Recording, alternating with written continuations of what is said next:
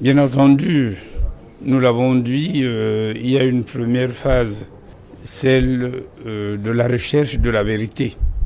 On vous a dit au cours de cette conférence comment nous avons procédé. Nous avons trouvé la vérité.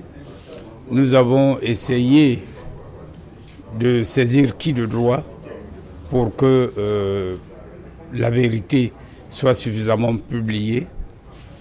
Et comme nous l'avons dit et nous l'avons promis, nous allons désormais passer à l'action. Je l'ai dit, j'ai saisi dans un premier temps Monsieur le procureur de la République du tribunal de grande instance de Bouri-Douala.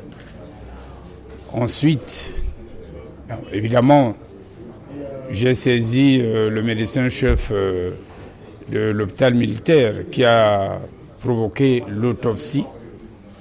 Et muni de ce rapport d'autopsie, j'ai saisi la première autorité du Cameroun qui est son Excellence M. Paul Biya, le président de la République.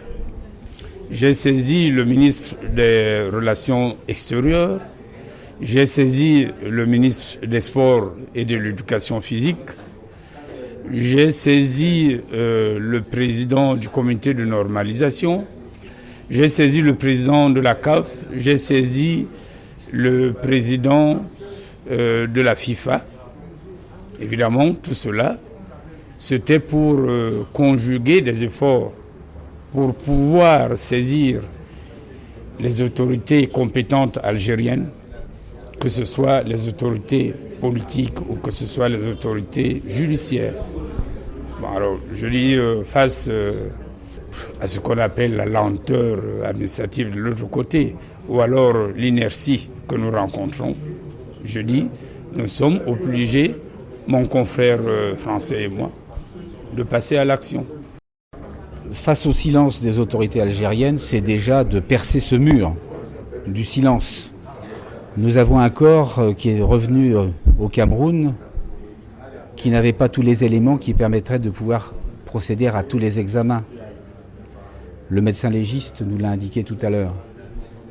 Nous devons avoir donc déjà réponse à ces questions. Nous devons avoir la copie du rapport qui a été fait en Algérie. Nous devons savoir où en est l'enquête engagée par le ministre de l'Intérieur. Nous devons savoir où en sont les poursuites engagées par le procureur de la République de Tizi Ouzou. Nous devons, avec ce que nous avons également comme élément, nous-mêmes concourir avec les autorités algériennes à la découverte de la vérité, à la poursuite des coupables et à nous permettre nos interventions. Je dis nos interventions, je parle de tous les membres de la famille d'Albert, sa petite fille, ses parents, ses frères et sœurs, dans un procès qui doit avoir lieu en Algérie, où les coupables devront être jugés.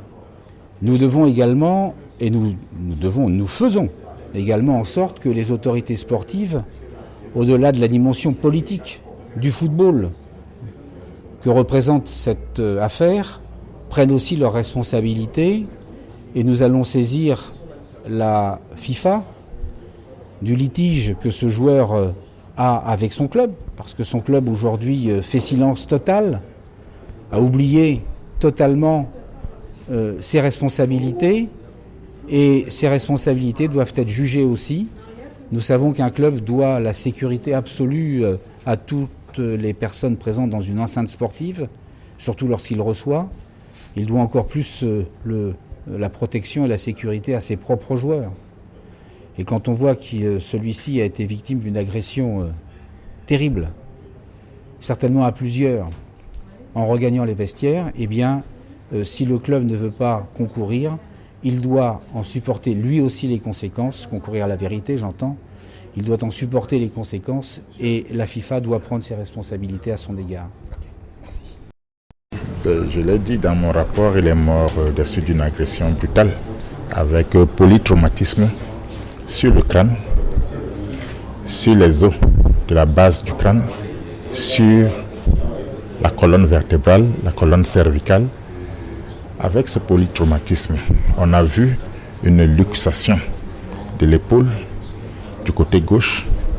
Nous avons vu une fracture méconnue de la clavicule à 2 cm de son de sa jonction avec le sternum. Donc ça fait une série quand même de 5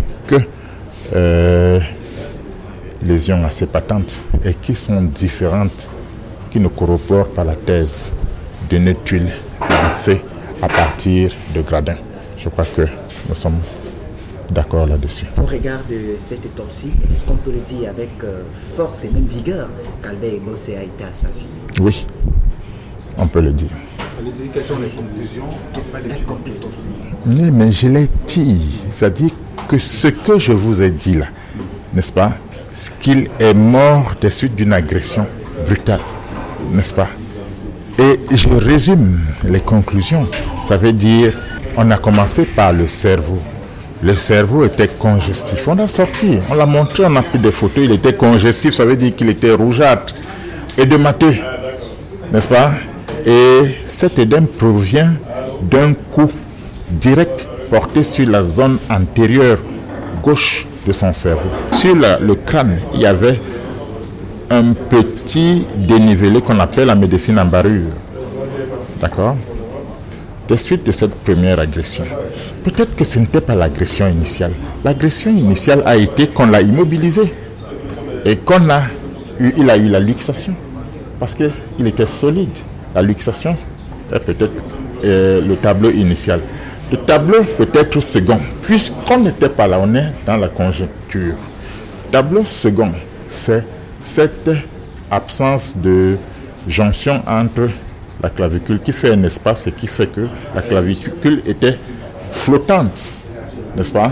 Et en regard par rapport à la peau, il y avait une lésion cutanée, n'est-ce pas? Nous n'avons pas pu la suivre si elle était due à un objet contondant, à un couteau ou quoi. Mais nous avons trouvé qu'il y avait manifestement une volonté de dissimulation dans les autopsies pour préserver la véracité dans une contre-expertise. On ne sort jamais, on ne perd pas le tissu. On demande qu'on ne perd pas le tissu. Il y a déjà 2 lésions. La première, la luxation de l'épaule. La troisième, c'est le cerveau qui montre qu'il est congestif, montre qu'il a subi un coup direct. La troisième, c'est lorsque Ebossé arrive, il y a autour de son cou cette sérosité qui sort. Cette sérosité, je vous ai dit que l'anatomie pathologique, c'est la médecine clinique.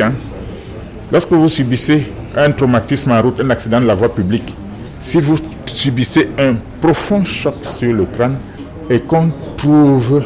Ebossé est venu avec de liquide sortant de ses oreilles, sortant de ses narines. D'accord? Ça veut dire qu'il a eu un traumatisme des os de la base du crâne. Ça, c'est la 4e lésion. La 5e lésion, c'est l'hyperlaxité du cou. Vous touchez le cou, ça ressemble... il ne pouvait pas tenir. Il ne pouvait pas tenir, ça balançait. D'accord? Ça veut dire qu'il n'y avait plus ces liens ligamentaires qui permettent de maintenir les vertèbres. Ces vertèbres avaient été fracturées. D'accord?